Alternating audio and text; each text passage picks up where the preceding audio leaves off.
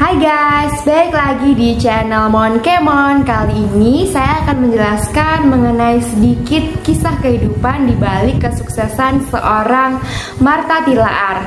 Bagi kalian yang belum tahu Martha Tilaar, Ibu Martha Tilaar adalah seorang pendiri kosmetik terkenal asli Indonesia, yaitu Sari Ayu, Bioskos, Mirabella, dan brand-brand terkenal lainnya. Ternyata seorang Martha Tilaar pernah divonis sebagai seorang slow learner atau orang yang bodoh atau lemot atau tidak pintar secara akademis yang bisa jadi memiliki masa depan yang sangat suram. Menyedihkan bukan?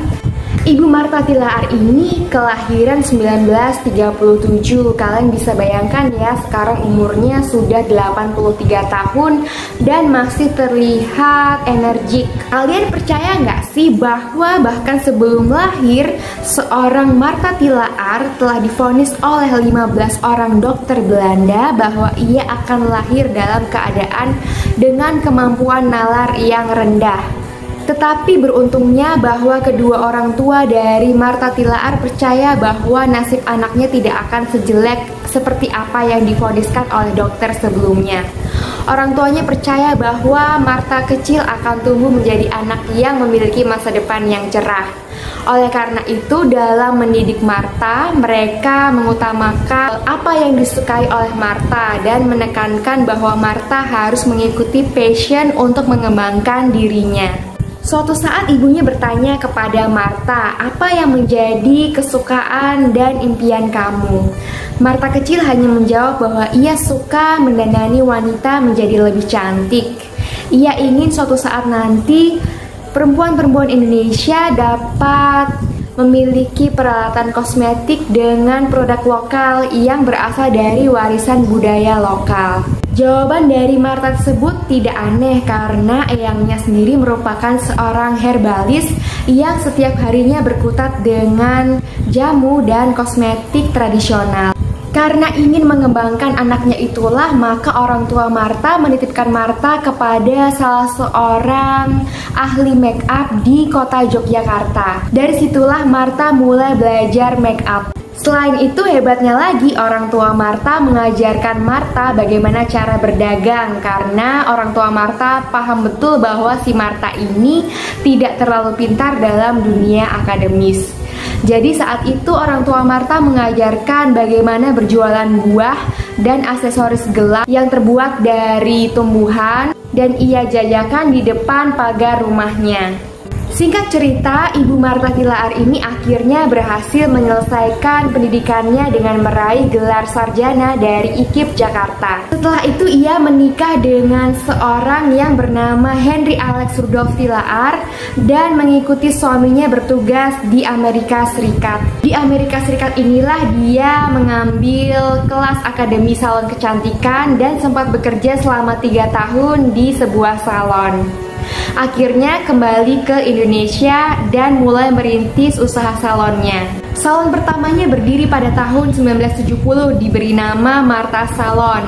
2 tahun kemudian ia berhasil mendirikan salon keduanya, di mana ia mulai memperkenalkan merek dagang Sari Ayu. Tidak disangka ternyata bisnis salonnya berkembang dengan pesat dan pada tahun 1977 Martha Tilaar akhirnya bekerja sama dengan salah seorang pemilik Kalbe Pharma, di mana mereka mendirikan usaha bersama di bidang jamu dan produk kecantikan. Di tahun inilah ia mulai meluncurkan produk kecantikannya yang diberi nama Sari Ayu yang terkenal hingga saat ini. Satu fakta mengejutkan lagi dari seorang Ibu Martha Tilaar ini adalah bahwa ia pernah divonis mandul atau tidak bisa memiliki anak oleh 4 dokter yang semuanya berasal dari luar negeri seperti Amerika Serikat, Swiss, Belanda. Jadi pada saat itu selama 11 tahun perkawinan mereka belum dikaruniai anak.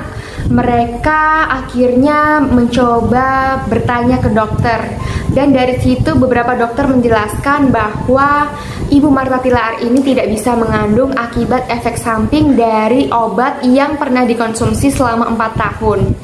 Jadi Ibu Martha Tilaar ini pernah mengonsumsi obat untuk menunda kehamilan karena pada saat itu mereka berpikir bahwa biaya persalinan akan besar di Amerika Serikat. Nah, karena efek konsumsi obat penunda kehamilan tersebut, maka Ibu Martha Tilaar divonis dokter tidak bisa memiliki anak. Setelah itu, masa-masa kelam pun datang. Ibu Martha Tilaar merasa sangat sedih, dan oleh eyangnya dibuatkan jamu-jamuan tradisional untuk menambah kesuburan. Selama 3,5 tahun mengonsumsi jamu-jamu tersebut, akhirnya pada suatu hari Ibu Martha Tilaar ini merasa bahwa ia tidak mens lagi.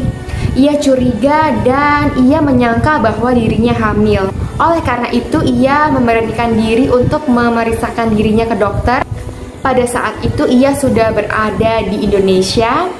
Dan ketika itu dokter kandungan menyatakan bahwa Ibu Martha Tilaar tidaklah hamil, melainkan hanya memasuki masa premenopause atau memasuki masa di mana wanita tidak akan mengalami menstruasi lagi.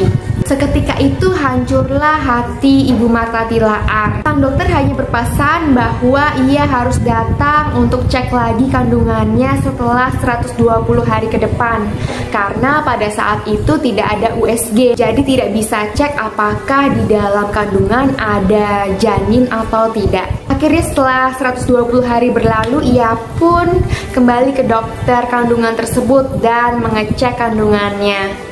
Mujizat pun datang. Ternyata ia sedang mengandung anak pertamanya ketika berusia 42 tahun. Pada saat itu ia sangat bersyukur. Di satu sisi ia juga mendapat semacam vonis dari dokter bahwa anaknya kemungkinan akan mengalami cacat karena ia mengandung dalam usia yang cukup tua, yaitu 42 tahun. Tetapi akhirnya kalian tahu bahwa ia berhasil memiliki 4 anak kandung hingga sekarang. Dan semua anak kandungnya tersebut, 4-empatnya lahir dalam keadaan sehat tanpa kekurangan suatu apapun. Jadi guys, kesimpulannya adalah bahwa apapun vonis orang di luar sana, jangan pernah berkecil hati, karena jika Tuhan sudah menentukan, maka semua vonis tersebut tidak akan berlaku bagi kita. Kita bisa lihat tadi kisah hidup dari seorang Ibu Martha Tilaar, seorang pengusaha sukses kosmetik Indonesia yang saat ini sudah berusia 83 tahun dan tetap sehat sampai sekarang. Pada saat kecil ia pernah divonis sebagai orang yang tidak akan sukses karena tidak memiliki kemampuan nalar yang tinggi atau bodoh. Yang kedua, ia divonis sebagai wanita yang mandul dan tidak akan bisa memiliki anak. Nyatanya ia bisa memiliki 4 orang anak. Terima kasih sudah menonton video ini. Semoga video Monkemon kali ini bisa menjadi inspirasi buat kalian semua untuk terus semangat menjalani hidup. Dukung terus channel Monkemon dengan like, komen di bawah, dan juga subscribe. Jangan lupa share video ini ke teman-teman kalian sebanyak-banyaknya. Terima kasih, dadah!